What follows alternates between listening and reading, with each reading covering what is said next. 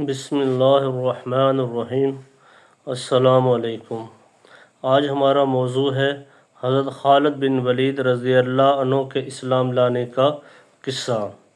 حضرت خالد رضی اللہ عنہ فرماتے ہیں کہ جب اللہ تعالیٰ نے میرے ساتھ بھلائی کا ارادہ فرمایا تو اللہ تعالیٰ نے میرے دل میں اسلام لانے کا جذبہ پیدا فرما دیا اور ہدایت کا راستہ میرے سامنے کھل گیا، اور میں نے اپنے دل میں کہا کہ محمد صلی اللہ علیہ وسلم کے خلاف تمام لڑائیوں میں شریک ہوا ہوں، لیکن ہر لڑائی سے واپسی پر مجھے یہ خیال آتا تھا کہ یہ ساری بھاگ دوڑ بے فائدہ کر رہا ہوں، اور یقیناً محمد صلی اللہ علیہ وسلم غالب ہو کر رہیں گے۔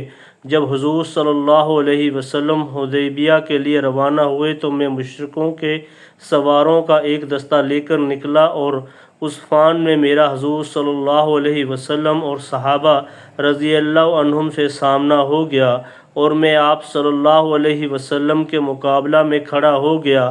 میں نے آپ صلی اللہ علیہ وسلم سے کچھ چھیڑ چھاڑ کرنی چاہی۔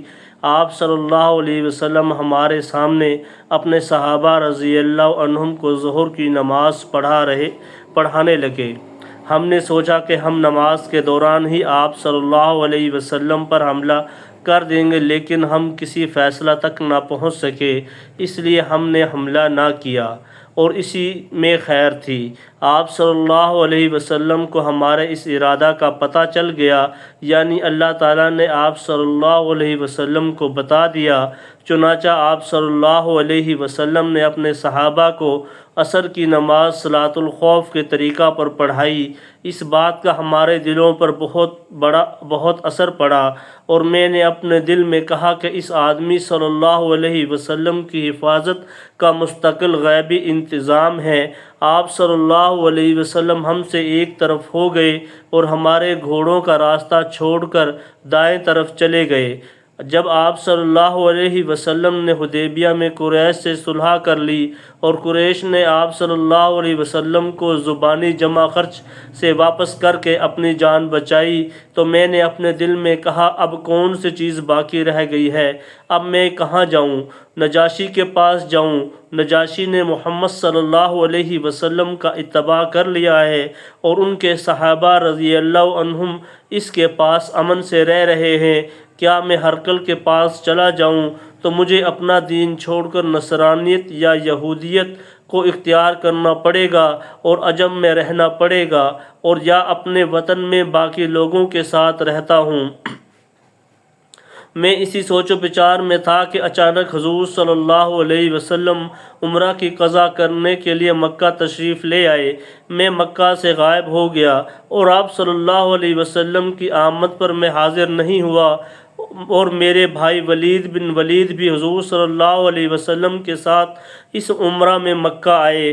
انہوں نے مجھے بہت تلاش کیا لیکن کہیں نہ پایا، تو انہوں نے مجھے ایک خط لکھا جس کا مضمون یہ ہے: بسم اللہ الرحمن الرحیم، اما بعد، ابھی تک اسلام لانے کی تمہاری رائے نہیں بنی؟ اس سے زیادہ عجیب بات میں نے کوئی نہیں دیکھی، حالانکہ تم عقل مند ہو۔ اسلام جیسے مذہب سے بھی ناواقف رہ سکتا ہے۔ حضور صلی اللہ علیہ وسلم نے مجھ سے تمہارے بارے میں پوچھا تھا کہ خالد کہاں ہے؟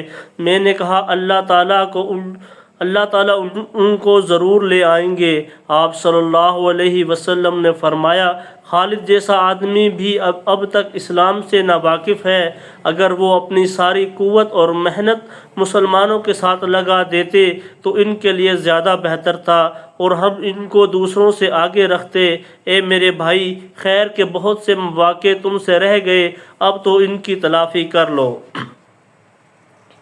حضرت خالد رضی اللہ عنہ فرماتے ہیں کہ جب مجھے اپنے بھائی کا خط ملا تو میرے دل میں مدینہ جانے کا ایک شوق پیدا ہوا اور اسلام کی رغبت بڑھنے لگی، اور مجھے اس بات سے بہت خوشی ہوئی کہ حضور صلی اللہ علیہ وسلم نے میرے بارے میں پوچھا۔ اس زمانے میں میں نے ایک خواب دیکھا کہ میں ایک قحط زدہ اور تنگ علاقہ میں ہوں، اور میں وہاں سے نکل کر ایک سرسبز اور وسیع علاقے میں پہنچ گیا ہوں۔ میں نے کہا یہ سچا خواب معلوم ہوتا ہے۔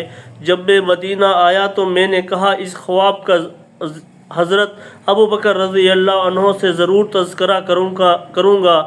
چنانچہ میں نے ان سے اس خواب کا ذکر کیا۔ انہوں نے یہ تعبیر بتائی کہ علاقے کی تنگی سے مراد شرک ہے جس میں تم مبتلا تھے، اور اس تنگ علاقے سے نکلنے سے مراد اللہ کی طرف اسلام کی ہدایت کا مل جانا ہے۔ جب میں نے حضور صلی اللہ علیہ وسلم کی خدمت میں حاضری کا پختہ ارادہ کر لیا تو میں سوچا کہ حضور صلی اللہ علیہ وسلم کی خدمت میں حاضری کے لیے کس کو اپنے ساتھ لوں۔ اس سلسلے میں میں صفوان بن امیہ کے پاس گیا اور میں نے اس سے کہا، اے ابو وہب، کیا تم دیکھتے نہیں ہو کہ ہم کس حال میں ہیں؟ ہماری تعداد داڑھوں کی طرح سے کم ہوتی جا رہی ہے۔ محمد صلی اللہ علیہ وسلم عرب و عجم پر غالب آتے جا رہے ہیں۔ میرا یہ خیال ہے کہ ہمیں محمد صلی اللہ علیہ وسلم کی خدمت میں حاضر ہو کر ان کا اتباع کر لینا چاہیے۔ محمد صلی اللہ علیہ وسلم کی عزت ہماری عزت ہے۔ لیکن صفوان نے سختی سے انکار کر دیا اور کہا کہ میرے علاوہ اور کوئی بھی نہ بچا تو بھی میں ان کا اتباع ہرگز نہیں کروں گا۔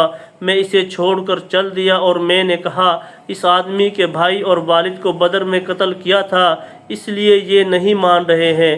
پھر میری ملاقات اکرمہ بن ابی جہل سے ہوئی۔ میں نے ان سے وہی بات کی جو صفوان بن امیہ سے کی تھی۔ انہوں نے صفوان بن امیہ جیسا جواب دیا۔ میں نے ان سے کہا، میری اس بات کو چھپائے رکھنا۔ انہوں نے کہا، اچھا، کسی کو نہیں بتاؤں گا۔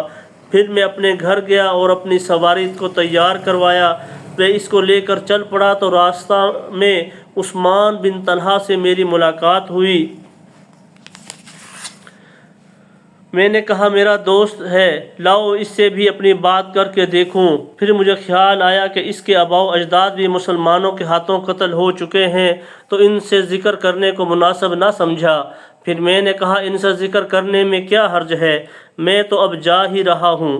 چنانچہ اسلام کے خلاف ہماری محنت کا جو نتیجہ نکل رہا ہے وہ میں نے ان کو بتایا، اور میں نے یہ بھی کہا، ہماری مثال اس لومڑی کی سی ہے جو کسی سوراخ میں گھس گئی ہو، تو اگر اس سوراخ میں ایک ڈول بھی پانی ڈال دیا جائے تو لومڑی کو نکلنا پڑے گا۔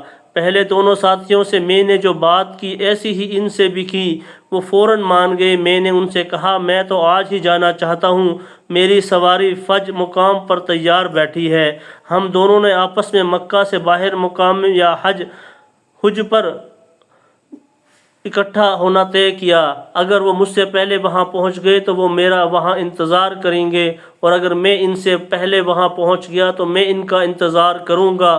چنانچہ صبح سحری کے وقت ہم لوگ گھروں سے نکلے اور طلوع فجر سے پہلے ہی ہم لوگ مقام یا جج پر جمع ہو گئے۔ پھر وہاں سے ہم دونوں روانہ ہوئے۔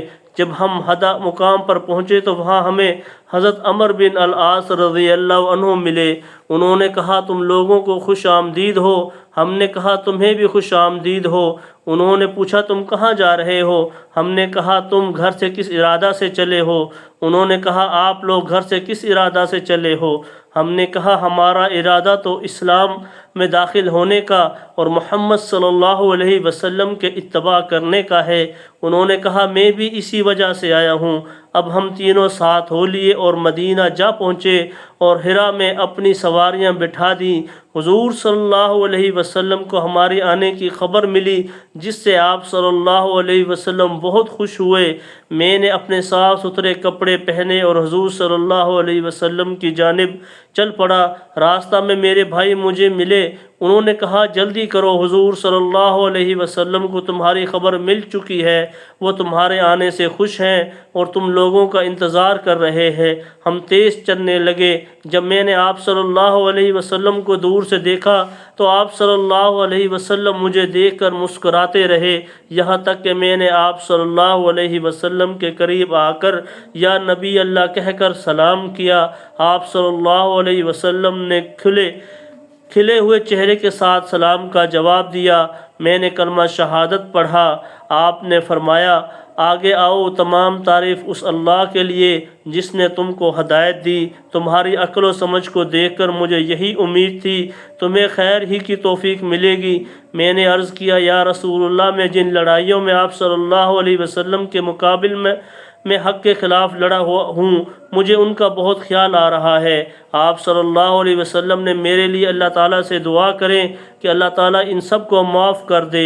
آپ صلی اللہ علیہ وسلم نے فرمایا، اسلام اپنے سے پہلے کے تمام گناہ مٹا دیتا ہے۔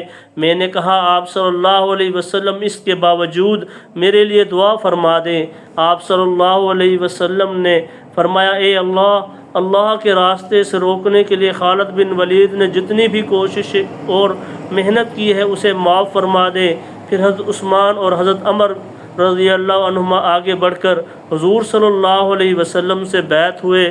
ہم لوگ صفر 8 ہجری کو مدینہ آئے تھے۔ اللہ کی قسم، ضروری اور مشکل امور میں حضور صلی اللہ علیہ وسلم اپنے صحابہ رضی اللہ عنہم میں سے کسی کو میرے برابر قرار نہ دیتے تھے۔ جو کچھ پڑھا ہے اللہ تعالی ہم سب کو عمل کی توفیق عطا فرمائے۔